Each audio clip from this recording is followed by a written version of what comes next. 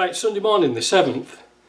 That orange 110, when I changed the fuel pump, well, all that was in vain because I had it outside running and it started dripping again.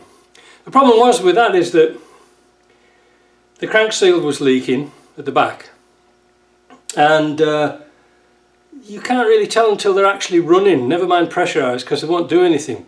It's not until you're running and getting warm and warped that you can see them leaking. Anyway, I'm not going to do a video on that because I'm do a video perhaps later on about explaining what I'm going to do in the future. I'm tired of doing repetitive stuff. In fact, I'm tired of this business altogether, to be honest.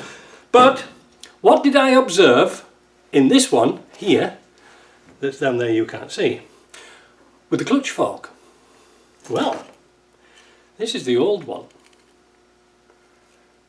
You see, it's dry, but not only that.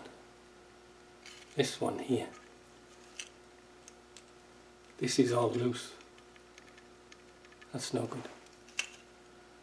It's a pity that, because if they're like this, and I suggest Simon bought one of these clutch fork kits, you know, just the bush. And I said, oh well, you could use the middle piece again, because even if you've got a used worn one like this, you could still drill it out and put my bush in it. It would work quite well. But when the pins have gone and they've stretched in the holes, well, you could weld them in, but do you really want to go through all that? So you got another one off me here, like one of these.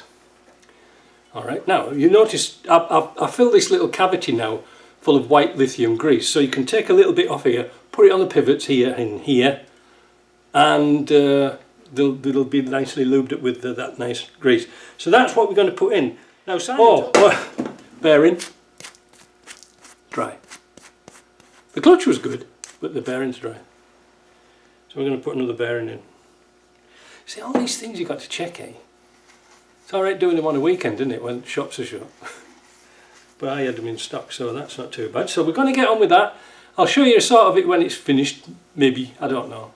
But I really want to press on with it and get it out the way. So I just wanted to show you what else there's to change in your Land Rover gearbox when you're taking your clutch out and things. See ya.